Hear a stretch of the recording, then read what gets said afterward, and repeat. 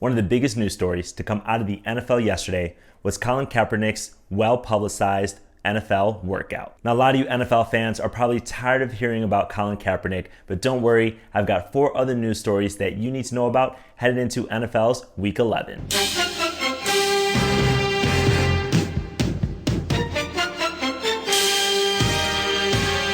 Welcome back to I Know Football and a new weekly series that I have for you guys. Each week, I'm going to be breaking down 5 news stories that you need to know headed into the upcoming NFL week. Headed into Week 11, there's 5 things that every fan needs to know so that you're up to speed on the weekly news. We're going to kick this off with the latest news from Nike's camp. Nike released yet another version of the OBJ Vapor Untouchable Pro 3 cleats. Now, this edition he wore Thursday night against the Steelers at the same day that Nike released it to the public. Now, they were supposed to release at 7:20 p.m. If you were lucky enough, you may even have a pair. It's no surprise that Nike's bringing street style and sneaker culture to the gridiron. In the past, Nike has released a few different versions of the OBJ cleats to the public. In this latest iteration, they are customizable. They come with 4 different swoosh patches for the interior and exterior sides of the cleat, as well as 4 different OBJ sides that you can swap with the front of your cleat. The retail version that you can buy is going to differ just a little bit from the version that OBJ wears on the field. OBJ uses the Vapor Carbon 2014 plate, while the public is going to get the new Vapor Untouchable Pro 3 plate. What I'm interested most to see is those of you who have the cleats, are you going to keep it as a collection, more as a collector's item, or are you going to actually wear it on the field? If you're not a sneaker fan, maybe you'll like this next story. This one is about John Franklin III. If his name sounds familiar, it's because you may remember him from the popular Netflix series Last Chance U. John Franklin III, or JF3, was the quarterback for the East Mississippi Community College in the first season of Last Chance U. Now, there are a lot of high hopes for JF3. He ran a 4.1940. He was invited to the combine, but did find his way onto the Chicago Bears preseason roster.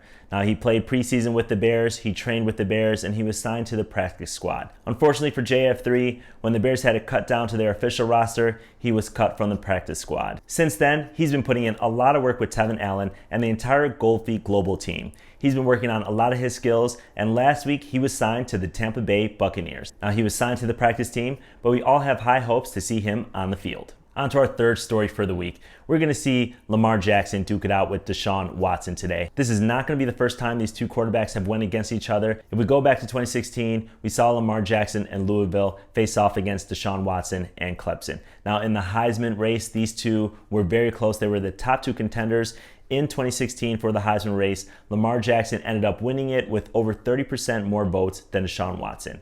However, when we think about the championship game of that year, the 2016-2017 season, Clemson came out on top, beat Alabama 35-31 with Deshaun Watson at quarterback. Now, this is going to be a very exciting game. Both of these athletes are at the top of their game right now at the quarterback position. There's been a lot of talk about elite quarterbacks this year. Deshaun Watson and Lamar Jackson are definitely showing out, are definitely in those conversations. That game kicks off at noon today. Let me know in the comments below who you think is going to come out on top. This next topic has been talked to death. If you've been watching any of the news outlets or you happen to see the Thursday night football game, you would have seen the fight between Myles Garrett and Mason Rudolph. Now, this one is totally crazy and interesting. I'm not sure if everyone knows all the details behind what instigated the infamous helmet swinging by Myles Garrett. Now, if we go through the timeline, all day Myles Garrett was blitzing and sacking Mason Rudolph. The Cleveland Browns controlled the entire football game and won by a large margin. In the last 8 seconds of the game,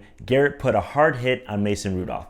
Rudolph didn't take too kindly to that hit and retaliated against Myles Garrett by pulling on his helmet, trying to take it off.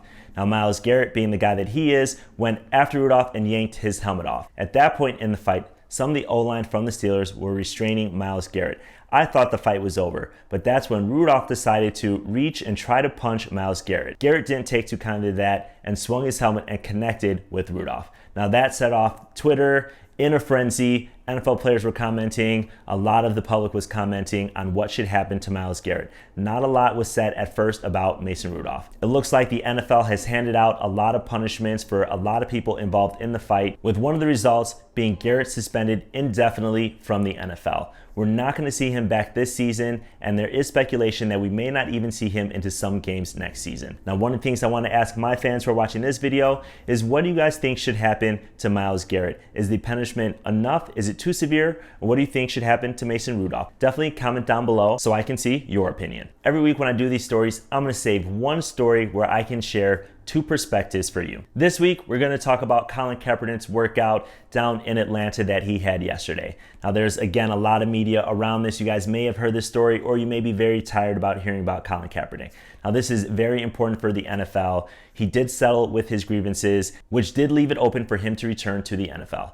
Now, the NFL got together with Colin's agents and they agreed to have a workout. There were supposed to be as many as 25 teams watching Colin Kaepernick at his workout at the Atlanta Falcons facility. A lot of that broke down and changed in the hours leading up to the workout. Originally, there was not going to be media present. The NFL was going to record the workout and then distribute it to the teams and to the media. So one of the changes that Colin made was to open it up to the media. Colin also asked to bring in his own receivers, which makes sense, and overall 8 teams ended up showing to his workout. I've been reading a lot of the comments on the different media outlets about what Colin was wearing, why he would move his workout, how he doesn't deserve to be on a team, how he does deserve to be on a team. And so I'm gonna share my two perspectives with you.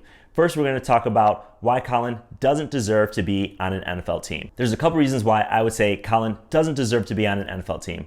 First, the way that he trolled the media, the way that he trolled the NFL with his Kunta Kinte shirt. Colin, we get it. You're standing up for justice or kneeling for justice. You've made your point. You filed a grievance with the NFL, which they settled.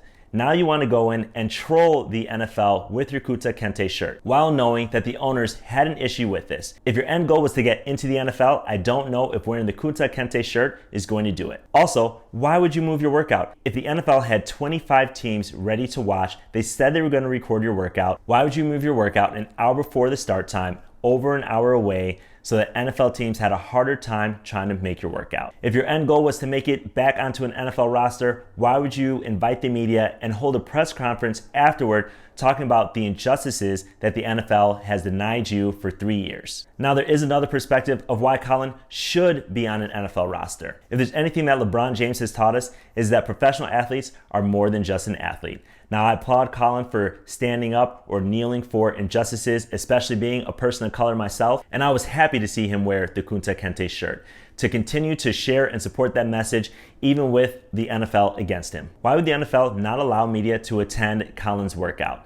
Now, what are they trying to hide? I think it's very important for the NFL not to just show that they're doing the right thing, but to actually do the right thing by giving Colin a fair chance and having those NFL teams there. It's been 3 years since Kaepernick has played an NFL game, and we have to believe that he is fully capable of making a roster. Of course, he's going to bring in his own receivers. So much about the quarterback position is going to be on that relationship with your receivers. Now, we only saw some of the footage of him throwing deep balls. I saw some of the comments that saying, hey, anyone can do this. His form looked good, his strength looked good, his focus looked good. This man has been preparing for 3 straight years to make it back into the NFL. With that determination, that persistence, and that focus, I think he's going to be successful if he ends up landing on a roster. Now, I want to hear your comments below. What do you think about Colin Kaepernick's situation and his workout? Do you think he deserves to be on an NFL team? Do you think he doesn't deserve to make a roster? Are you just tired of this mess? Let me know below in the comments. So those are the 5 things that you need to know headed into NFL's Week 11. Let me know if you like this video, if you want me to do it every week. And if you enjoyed it, definitely give me a thumbs up, subscribe, and I'll see you guys next time.